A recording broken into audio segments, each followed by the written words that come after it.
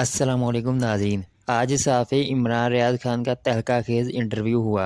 उसमें उन्होंने बताया कि नवाज शरीफ की सियासत का अख्तिताम बहुत ही ज़्यादा इबरतनाक होगा और मियाँ साहब को पता भी नहीं चलेगा। इन्होंने कहा कि काजी फाज़ी ईसा और अदालत ने बहुत शर्मनाक फ़ैसला किया है। ये जो पीटीआई से बल्ला वापस ले लिया गया है। आइए पहले इनकी गुफ्तगू सुनते हैं और बाद में बात करते हैं। केपीके में ना एक सर्वे करवाया है और वो सर्वे भी किसी ने उसको पब्लिक नहीं किया और वो जिन्होंने करवाया उन्होंने पब्लिक करना भी नहीं था। 91% पे पाकिस्तान तहरीके इंसाफ थी उस सर्वे में। वो सर्वे आज से 2.5 माह पहले हुआ था। अब 91% पे एक पॉलिटिकल पार्टी का अगर सर्वे खैबर पख्तूनख्वा से आ रहा है तो उससे हुकूमत कैसे ली जा सकती है? उससे बल्ला ही लिया जा सकता है, हुकूमत तो नहीं ली जा सकती। काजी फायद ईसा साहब ने ये शर्मनाक, ये कहना पड़ेगा मुझे, ये अदालत का एक शर्मनाक फ़ैसला होगा जो तारीख के अंदर लिखा जाएगा। इससे ज़्यादा शर्मनाक फ़ैसला हो नहीं सकता कि आप एक पॉलिटिकल पार्टी से उसका सिंबल छीन लेते हैं सिर्फ एक ऐसे इलेक्शन को जवाब बना के जो उनका इंटरनल इलेक्शन था उस पॉलिटिकल पार्टी का, और दूसरी किसी पॉलिटिकल पार्टी से आप सेम टाइम में नहीं पूछते।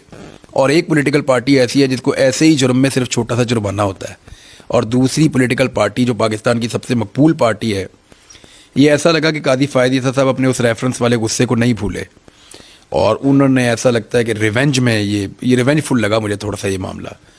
और मुझे ज़ाती तौर पे महसूस हुआ उनकी जो मुझे क्लिप मैंने देखे तो 4, तो मुझे नहीं लगा कि ये कोई अदालत के अंदर बाकायदा, मैं अदालतों में जाता रहा हूँ लेकिन ऐसा होता नहीं है, लोअर कोर्ट्स में भी ऐसा नहीं होता जो मैंने वहाँ होता हुआ देखा अनफॉर्चुनेटली। और नहीं किया, सुप्रीम कोर्ट मुझे बुलाएगी, जब भी बुलाएगी मैं जाऊँगा उनके पास।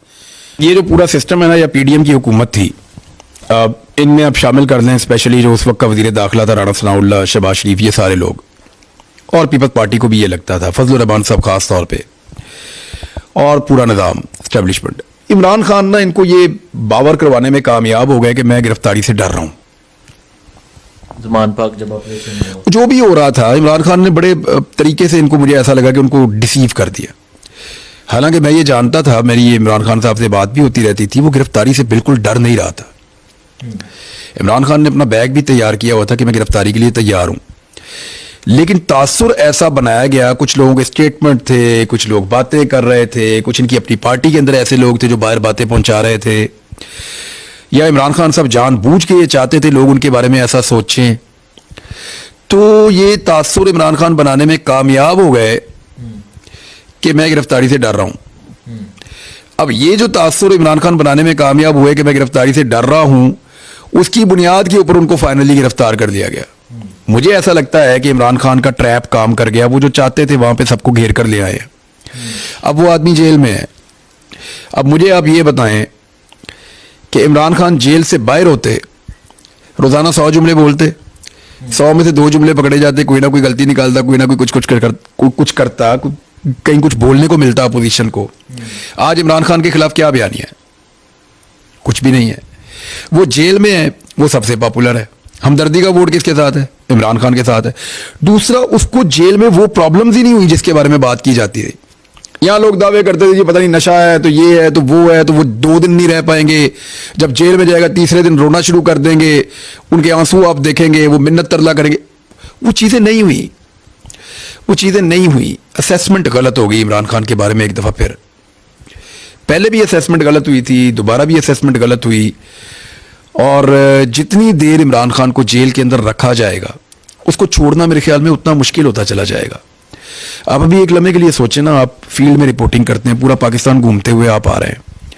अभी अगर इमरान खान को छोड़ने का फैसला हो जाए और ये कहा जाए कि कल 4 बजे रहा किया, चले कल या परसों छोड़ा जाएगा या 3 दिन बाद छोड़ा जाएगा, तो आप मुझे बताएं कि इमरान खान घर कितने दिनों में पहुंचेगा?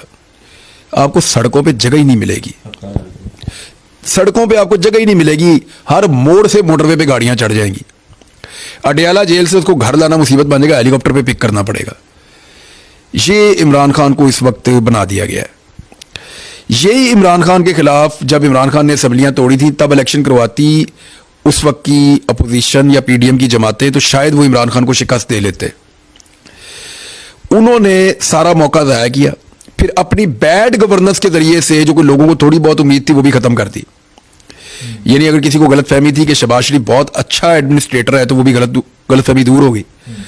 सारी चीजें एक्सपोज होने के बाद इस वक्त इमरान खान की मकबूलियत जो है उसको पंजाब के अंदर तो वो 70% की ऑलमोस्ट 60-70% के बीच में कहीं एग्जिस्ट करती है अलग अलग जिलों में।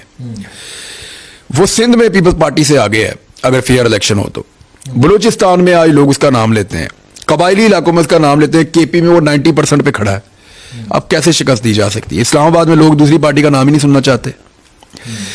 ये सिचुएशन पैदा हो गई है पाकिस्तान में, ये सिचुएशन पैदा हो गई है। लोगों की पाकिस्तान की पूरी सियासत एक शख्सियत के गिर्द घूम रही है। आज इमरान खान जो है उसको डिस्कस आप नहीं कर सकते, उसके बारे में आप ज्यादा वो नहीं कर सकते, उसके बयानात आप नहीं चला सकते। लेकिन क्या आप नहीं देखते कि पाकिस्तान में गुज़िश्ता 200 टॉक शोज आप उठा लें पिछले 1 महीने के, क्या कोई एक भी टॉक शो इस नाम के बगैर या इस शख्स के बगैर हुआ है? सारी सियासत उसके इर्द गिर्द घूम रही है। नवाज शरीफ साहब ने जो धोखे में अपने आप को रखा और अपने दोस्तों को रखा कि मैं जब पाकिस्तान आऊंगा तो लोग इमरान खान का नाम भी भूल जाएंगे और मैं मकबूलियत की मिराज पे चला जाऊंगा और पाकिस्तानी जो है वो मेरे पीछे लग जाएंगे और मैं एक बहुत बड़ी वेव क्रिएट कर दूंगा, वो ये अनफॉर्चुनेट रहे मियाँ साहब नहीं कर पाए। क्योंकि मियाँ साहब के अपने कॉम्प्रोमाइजेज, पैंतरे बदलना, बार बार डीलें करना, बार बार बीमार हो जाना, हर दफ़ा बीमार होकर निकल जाना, बुरे वक्त में भाग जाना कारकुन को छोड़ के, इन चीज़ों ने मियाँ साहब को और उनकी पार्टी को डैमेज किया है। वहाँ बहुत मायूसी है। इमरान खान के पास जो सबसे बड़ी इस वक्त स्ट्रेंथ है, अगर इमरान खान को कमज़ोर करना है तो सिर्फ एक ही तरीका है कि इमरान खान मुल्क से चला जाए।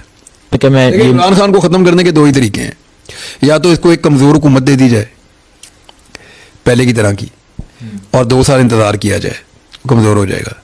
क्योंकि जो हालात पाकिस्तान के बन चुके हैं ना, कोई भी हुकूमत आके, मैं सीरियसली आपको कह रहा हूँ, कोई भी हुकूमत आके पब्लिक उम्मीद ना रखेगी वो आते ही इसको जादू से ठीक कर देगी। जो हालात बन गए हैं पाकिस्तान के, इसमें सालों लग जाएंगे, 3 साल तो एटलीस्ट लगेंगे पाकिस्तान की कमर को सीधा होने में। तरक्की तो बहुत दूर की बात है, हालात की बेहतरी तो बहुत दूर की बात है। जहाँ हम पहुँच गए हैं यहाँ पे बड़ी कुर्बानियाँ भी देनी पड़ेगी कौम को इलेक्शन के बाद भी। तो मामला ये है कि इमरान खान भी आ गया तो नहीं होगा। 2 तरीके हैं जी इमरान खान को कमज़ोर करने के, एक उससे को डील करके उसको पाकिस्तान से बाहर भिजवा दें तो लोग मायूस हो जाएंगे उससे। दूसरा तरीका ये है कि इमरान खान जो है उसको इक़्तिदार दिया जाए कमज़ोर, और उस कमज़ोर इक़्तिदार के ज़रिए से उसको डीफेम कर दिया जाए, है ना। देखिए नवाज शरीफ साहब अगर हुकूमत में आ जाते हैं तो ज़बरदस्ती किया गया ना अब तक। जब भी मियाँ साहब अगर आ रहे हैं तो ज़बरदस्ती आ रहे हैं। मियाँ साहब मुल्क की इकॉनमी ज़बरदस्ती तो नहीं चला पाएंगे, मियाँ साहब मुल्क के मामलात को ज़बरदस्ती तो नहीं आगे बढ़ा पाएंगे। लोगों को डंडे के साथ मार के तो नहीं कह सकते कि यहाँ इन्वेस्टमेंट करो। लोगों को कान पकड़ा के या उनके घरों के अंदर छापे मार के या उनकी खवातीन को बेइज्जत करके या उनकी चादर और चार दीवारी का तकद्दुस पामाल करके तो इकॉनमी ठीक नहीं कर सकेंगे मियाँ साहब। इस फार्मूला के साथ नहीं चलेगा भाई। लोगों का कॉन्फिडेंस आने वाली गवर्नमेंट पे होना चाहिए, और वो तभी होगा जब लोग अपनी मर्जी से अपने वोट का राइट इस्तेमाल करेंगे। और लोगों को नजर आ रहा है कि ये मुतनाज़ तरीन इलेक्शन होने जा रहा है अनफॉर्चुनेटली। अब देखें ना, नवाज शरीफ के बच्चे हर वक्त कहते थे आज अब्बू को ये हो गया, आज अब्बू को ये हो गया, आज अब्बू को वो हो गया, आज मेरे अब्बू ने ये नहीं खाया, आज अब्बू ने ये नहीं किया, आज फलां दवाई दी थी, आज प्लेटलेट्स इतने हो गए, आज उनका दिमाग ख़राब हो गया, आज दिल ख़राब हो गया। तो कुछ ना कुछ वो बताते रहते थे। बेचारे शरियानें बंद हो गई हैं, वरीदें खुल गई हैं, कुछ ना कुछ मियाँ साहब की वो बयान करते रहते थे। उनके बच्चे, उनके डॉक्टर, उनके सब। तो इमरान खान जो है वो मियाँ साहब की उम्र के आदमी है, 1 साल का फ़र्क होगा शायद। लेकिन आप ये देखेंगे सुपर फिट आदमी है, उसने अभी तक कोई शिकायत नहीं की। दुनिया के सारे नशे उन्होंने इमरान खान के खाते में डाले हुए थे और वो एक दिन भी बीमार नहीं हुआ। और मियाँ साहब जो उनके मुताबिक कोई नशा नहीं करते, मियाँ साहब रोज़ बीमार हो जाते थे। अभी तो एक रिकॉर्ड आप निकालें, मैं दोस्त को एक को कहा है, मैंने कहा डाटा इकट्ठा करो कि जितने सियासतदान आज तक गिरफ्तार हुए कितने दिन बाद बीमार हुए। इमरान खान ने रिकॉर्ड कायम कर दिया है कि जितने सियासतदान बीमार हुए वो पहले 6 महीने के अंदर सारे बीमार हो चुके थे, जितने भी गिरफ्तार हुए। कोई 2 महीने में बीमार हो जाता था, कोई 30 दिन में बीमार हो जाता था, कोई 10 दिन में बीमार हो जाता था। ये सारे अस्पतालों में पड़े हुए थे, इमरान खान से बहुत छोटी उम्र के भी। शर्जील मेमन याद है ना किस अस्पताल से आपको मिले थे, बाकी सारे जितने भी हैं। तो इमरान खान का ज़रा थोड़ा सा एक्सेप्शनल है केस। वो अपने आप को, वो अपनी कमज़ोरी शो नहीं करना चाह रहे, हालांकि उनको तकालीफ हैं, कुछ जो मीडिया वाले जाते हैं वो बताते हैं कि उनको तकालीफ हैं, बट इसके बावजूद वो अपनी तकालीफ शो नहीं करना चाह रहे। ये इमरान खान साहब का अब तक का स्टेटस है। लेट्स सी वो क्या करते हैं। देखिए वो बातचीत करने के लिए इमरान खान ने पहले भी कहा था मैं तैयार हूं, लेकिन वो बातचीत करने की जब भी बात करते हैं तो वो कहते हैं मैं सिस्टम के ऊपर बात करूंगा, इलेक्शन पे मेरे साथ बात कर ले, इकॉनमी पे मेरे साथ बात कर ले, निज़ाम के ऊपर मेरे साथ बात कर लें। मैं कंप्रोमाइज़ नहीं करूंगा किसी एनआरओ के लिए, किसी बाकी चीज़ों के लिए। उन्होंने पहले भी कहा था, वो आज भी ये कहते हैं पॉलिटिकल आदमी हूं, बात करने के लिए तैयार हूं, बात करो, आगे बढ़ते हैं। लेकिन इमरान खान का ये कहना और बार बार कहना कि मैं ये जो चोरी चकारी है या करप्शन के मामलात हैं या कोई एनआरओ वाले मामलात हैं, इनसे मुझे दूर रखें, इन पे मैं बात नहीं करूंगा, ये तो पहले दिन से कहते हैं। मैंने काफ़ी डाटा इकट्ठा किया है और इस बीच में फारिग नहीं मैं बैठा, मेरे पास काफ़ी डाटा है, बहुत सारी चीज़ें मैंने इकट्ठी की हैं, बहुत सारी इन्फॉर्मेशन इकट्ठी की है। जब मैं काम शुरू करूंगा तो वो सारी मैं दूंगा। ख्वाहिश मेरी ये है कि मैं उम्रा कर लूँ, उसके बाद मैं अपना वीलॉग शुरू करूँ। तो बुध वाले दिन के गालिबन हमारे टिकट हैं, मुझे जो बताया मेरे भाई ने, बुध वाले दिन के टिकट्स हैं। तो अगर मैं उम्रे पे चला गया तो फिर मैं उम्रे से आते ही चंद दिन में वापस आके अपना काम शुरू करूँगा, और अगर ना जा पाया तो फिर घर आके शुरू कर दूंगा। तो रोकने वाले रोकेंगे नहीं? रोकेंगे तो घर आ जाऊंगा ना, रोकेंगे तो घर आ जाऊंगा, एयरपोर्ट पे रोकेंगे तो मैं इधर आ जाऊंगा। अच्छा, मुझे बता दें, आखिर में क्या पैगाम देना चाहेंगे आप देखने वालों को इलेक्शन के हवाले से? मैं एक चीज़ देखें, पाकिस्तानियों को बताऊँ, आपको अगर निज़ाम के अंदर शिकायत हैं या आपको लगता है कि निज़ाम ठीक नहीं है, या आपको लगता है कि निज़ाम डिलीवर नहीं कर रहा, या आपको निज़ाम से शिकायत है कि निज़ाम नाइंसाफ़ी और ज़्यादती कर रहा है, तो फिर आपके पास ये मौका है वोट डाल के उस निज़ाम को चेंज करने का।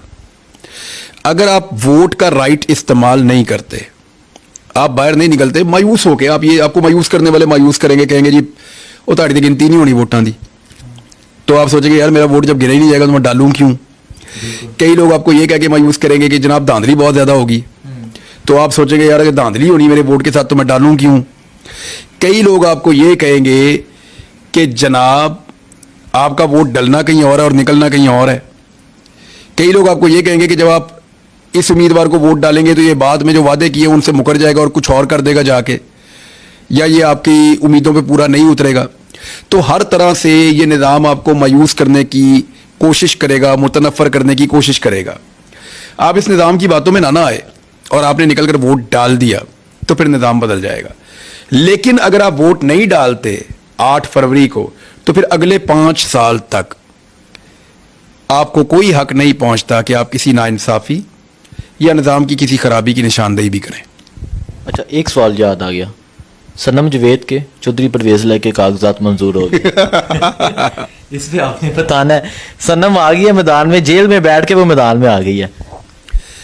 देखें, मैंने ना पाकिस्तान की सियासी तारीख में इतनी तेजी से किसी को मकबूल होते हुए नहीं देखा जितना मैंने सनम जावेद को मकबूल होते हुए देखा।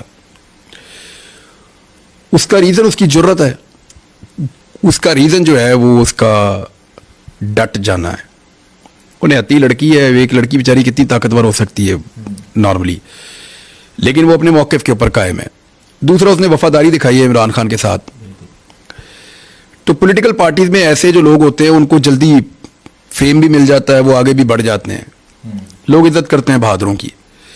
तो ये मेरी भी ख्वाहिश थी कि ये इलेक्शन होना चाहिए। मैं देखना चाहता हूं कि लोग एक लाडले बादशाह की बेटी को वोट डालते हैं या एक मिडिल क्लास की ऐसी लड़की को जिसने एक नई मिसाल कायम कर दी है, ये मैं देखना चाहता हूँ। लेकिन वो कुछ लोग कह रहे हैं कि शायद वो इलेक्शन मरियम के खिलाफ वाला ना हो, वहाँ से कोई और कैंडिडेट है और इसको शायद किसी और सीट से लड़ा दिया जाए। अभी कोई कंफर्मेशन नहीं है, लेकिन ये जहाँ से भी लड़ेगी इसका इलेक्शन बड़ा मज़ेदार होगा। चौधरी परवेज लाई बाहर आ जाती है इलेक्शन से पहले और इसको एक रैली करने का मौका मिलता है तो वो ये ज़्यादा इंटरेस्टिंग होगा। चौधरी परवेज लाई जो है उन्होंने MNA वाला तो नहीं किया था, मेरे ख्याल में MPA वाला उनका हो गया। तो चौधरी परवेज लाई को भी इजाज़त मिल गई है और मेजर ताहिर सादिक साहब को भी, ईमान ताहिर, मेजर ताहिर सादिक को मिल गई है। मेजर ताहिर सादिक अटक के अंदर लोग उनको वो बहुत ऑनर करते हैं। मेजर ताहिर सादिक को, बहुत तगड़े आदमी है वहाँ पे, और वो ये सीट निकालेंगे, दोनों निकालेंगे सीटें, मुझे धांधली के बावजूद वो निकाल देंगे। अयाज अमीर की सीट जो है चकवाल में, वो रावलपिंडी और इस्लामाबाद की सूरत हाल आपके सामने है, वो बिल्कुल यकतरफा है। जेलम में फवाद चौधरी वगैरह ने बड़ी कोशिश की लेकिन नहीं, वो उधर तो बाकी पॉलिटिकल पार्टीज का भी। देखिए ये जो बेल्ट है ना आपकी, जो इस्लामाबाद से लाहौर तक पहुंचती है, यहाँ पे तो पाकिस्तान तहरीक इंसाफ का तोती बोलता है। फिर कसूर के अंदर आप जाते हैं तो वहाँ पे थोड़ा सा वो PMLN को वापस रिलीफ मिलता है। लाहौर में 3 सीटों के अलावा नून लीग के पास इस वक्त जो सर्वेज बता रहे हैं जीतने का, क्या मुकाबले का भी मार्जिन नहीं है, मुकाबले का भी मार्जिन नहीं है 3 सीटों के अलावा, 3 सीटों में मुकाबला है इनका। तो ये लाहौर में मियाँ साहब की कलाबाजियों ने यहाँ तक पहुँचा दिया नून लीग को। तो इन्होंने ये 6-7 सीटों से वजीर आजम बनना है। नहीं, वो तो उनको सीटें तो उनको कोशिश तो वो कर रहे हैं कि उनको सीटें दिलवा दी जाएं। मियाँ साहब जो है वो काफ़ी उन्होंने कोशिश की है कि उनको सीटें दिलवा दी जाएं। डिपेंड करता है कि कितना कम टर्नआउट वो करवा पाते हैं। टर्नआउट जितना कम होगा ना उतना मियाँ साहब को एक फायदा। पार्टी रह गई है इस्तेहकाम पार्टी, उस पर बात नहीं की। अलीम खान की एक स्टेटमेंट आई थी, मैं काम पार्टी इस्तेहकाम पाकिस्तान, अलीम खान, जहांगीर तरीन।